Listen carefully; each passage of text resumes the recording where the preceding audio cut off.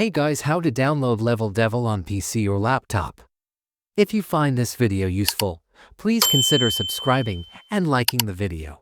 First of all, you need to download Steam on your computer. How to download it?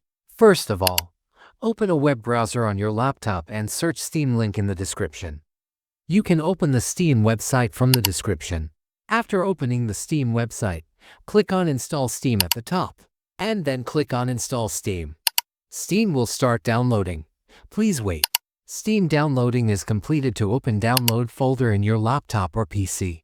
This is the Steam setup. Double-click on it and click Next here. And here is the language setting. You start in a language, select it. I selected English and click the Next. Steam installation will start. Please wait.